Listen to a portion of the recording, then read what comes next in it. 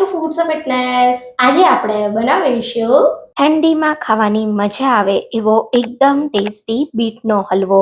તો બીટ જેને આપણે સલાડ તરીકે વાપરતા હોઈએ છીએ એનો હલવો તમે ક્યારેય બનાવીને ખાધો છે? જો ક્યારેય ના બનાવ્યો હોય ને તો એકવાર જરૂરથી બનાવજો. એટલો બધો ટેસ્ટી આ હલવો બને છે ને, અને સાથે હું તો એમ કહીશ કે આ જે બીટનો હલવો છે ને એ સ્વાદની સાથે લોહી વધારવાનું મશીન છે. તમારા શરીરને ભરપૂર માત્રામાં લોહી વધારીને તાકાત આપશે, સાથે રોગ પ્રતિકારક શક્તિ પણ વધારશે. તો સ્વાદની સાથે અઢળક ફાયદાવાળો બીટનો હલવો બનાવવાનું શરૂ કરીએ. રેસિપી ગમે તો વિડીયોને લાઈક કરજો અને વધારેમાં વધારે શેર કરજો. જો તમને મારી રેસિપીઓ ગમતી હોય અને હજી સુધી ચેનલને સબસ્ક્રાઇબ ના કરી હોય તો ચેનલને સબસ્ક્રાઇબ કરજો, જેથી આવી દરેક નવી રેસિપી તમે સૌથી પહેલા જોઈ શકો.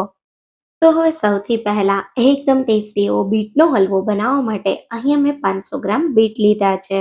તો બીટ એક કંદમૂળ છે બટેટાની જેમ, અને બીટની સિઝન ઠંડીમાં આવતી હોય છે. તો ઠંડીમાં બીટ ખૂબ જ સરસ મળતા હોય છે. અને હું જ્યારે આજે માર્કેટમાં ગઈ ત્યારે મેં ખૂબ જ સરસ મજાના બીટ જોયા. તો મને તરત જ એમ થયું કે ચાલો આજે આ બીટમાંથી હલવો બનાવીએ. કેમ કે આપણે બધા જનરલી બીટમાંથી સલાડ બનાવતા હોઈએ છીએ. તો તમે બીટમાંથી કઈ રેસિપી બનાવો છો એ મને કમેન્ટમાં જરૂરથી કહેજો. તમે ક્યારે એવો બીટનો હલવો બનાવ્યો છે કે નહીં એ પણ જણાવજો. અને જો ન બનાવ્યો હોય ને તો હું સજેસ્ટ કરીશ કે એકવાર જરૂરથી બનાવજો, બહુ ટેસ્ટી બને છે. અહીં આપણે હલવો બનાવવા માટે સૌથી પહેલા બીટને એકદમ સારી રીતે ધોઈ કોરા કરી લેવાના અને પછી એની છાલ કાઢી લેવાની છે. અહીંયા તમે જોઈ શકો છો સારી રીતે મેં બીટની છાલ કાઢી લીધી છે. હવે આપણે મીડિયમ જાડી ખમણી હોય, વધુ પડતી જાડી નહીં, મીડિયમ ખમણી હોય એવી ખમણીથી બીટને ખમણી લેવાના છે. તો બીટ જે છે ને એ મેં તમને કહ્યું એમ એક કંદમૂળ છે જે ઉર્જા શક્તિ વધારે છે. સાથે બીટમાં ભરપૂર માત્રામાં વિટામિન સી હોય છે અને પ્રોટીન પણ હોય છે. સાથે બીટ એન્ટીઓક્સિડન્ટથી ભરપૂર છે, જે આપણા શરીરની રોગ પ્રતિકારક શક્તિને મજબૂત બનાવે છે. સાથે સાથે શરીરમાં હિમોગ્લોબિન વધારવાનું પણ કામ કરે છે. અહીંયા તમે જોઈ શકો છો એકદમ સારી રીતે મેં બીટનું છીણ તૈયાર કરી લીધું છે. આ હલવો બનાવવામાં સમય ફક્ત 15 મિનિટનો લાગશે. એકદમ સારી રીતે બધું બીટ ખમણાઈ જાય એટલે આપણે કોઈ જાડા તળિયાવાળી કડાઈ લેશું અને કડાઈમાં 2 ટેબલ સ્પૂન જેટલું ઘી ઉમેરી દેશું. હલકું આપણું ઘી ગરમ થાય ને એટલે તરત જ એમાં છીણેલું બીટ ઉમેરી દેશું. તો આ રીતે બધું જ બીટ ઉમેર્યા પછી એકદમ સારી રીતે આપણે બીટને ઘી સાથે 2 થી 3 મિનિટ માટે શેકી લેશું. તો બીટમાં ભરપૂર માત્રામાં પાણી હોય છે, એટલે તમારે ખાસ આ હલવો તમે જ્યારે બનાવો ને ત્યારે ઘી સાથે બીટને શેકતા જવાનું, જેથી બીટ સારી રીતે શેકાતા પણ જશે અને વધારાનું જે પાણી હશે એ બધું અલગ થઈને બળી જશે. લગભગ 3 થી 4 મિનિટ જેવા તમે બીટને શેકશો ને એટલે બીટ થોડા શ્રિંક થઈ જશે અને એકદમ સરસ ઘી સાથે બીટ શેકાવાની સુગંધ પણ આવશે. અહીંયા તમે જોઈ શકો છો લગભગ 3 મિનિટ જેવું થયું, હલકા એવા આપણા બીટ શેકાઈ ગયા છે.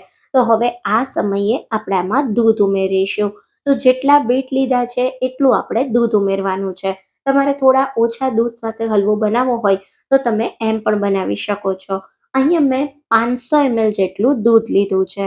સારી રીતે દૂધ ઉમેર્યા પછી આપણે એને એકવાર મિક્સ કરી દઈશું અને હવે ધીમા ગેસ પર હલવાને થવા દેવાનો છે. લગભગ 10 મિનિટમાં એકદમ સારી રીતે દૂધ સાથે બીટ બફાઈ જશે. તો આપણે જેમ ગાજર કે દૂધીના હલવામાં કરતા હોઈએ સેમ એ જ પ્રોસેસ કરવાની છે. થોડી થોડી વારે તમારે ચમચો ફેરવતા રહેવાનો, જેથી હલવો તળિયે બિલકુલ ના ચોંટે અને એકદમ સારી રીતે દૂધ સાથે બીટ બફાઈને સોફ્ટ થાય ત્યાં સુધી થવા દેવાનું. અહીંયા લગભગ હલવાને થતા હવે 8 મિનિટ જેટલો સમય થઈ ગયો છે. તમે જોઈ શકો છો હલવામાં રહેલું લગભગ બધું દૂધ એબ્સોર્બ થઈ ગયું છે. બીટ પણ સારી રીતે બફાઈને સોફ્ટ થઈ ગયું છે.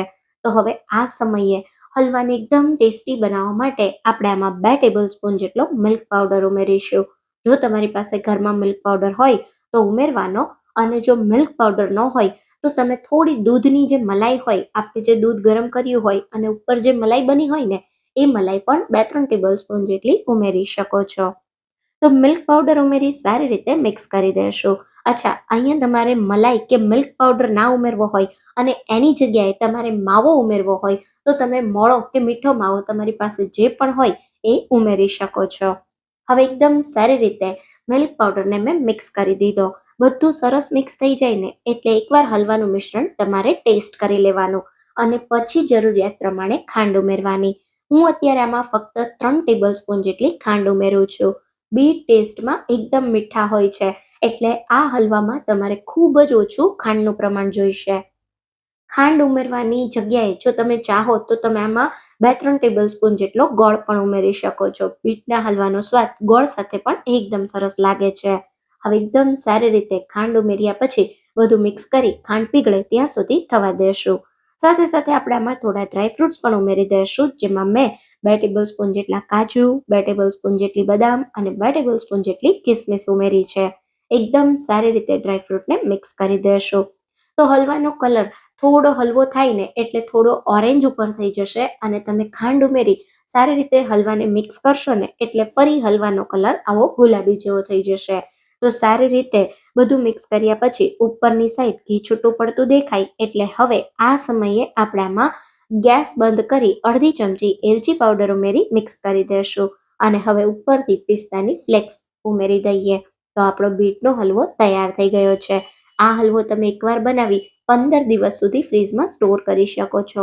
ટેસ્ટ એટલો બધો સરસ છે એ તમે એકવાર બનાવશો ને તો 100% મને યાદ કરશો.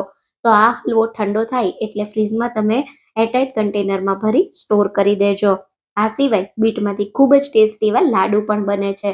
જો તમે એ વિડીયો ના જોયો હોય તો હું તમને એન્ડમાં વિડીયોની લિંક આપી દઈશ, તો ત્યાંથી તમે એ વિડીયો જોઈ શકો છો.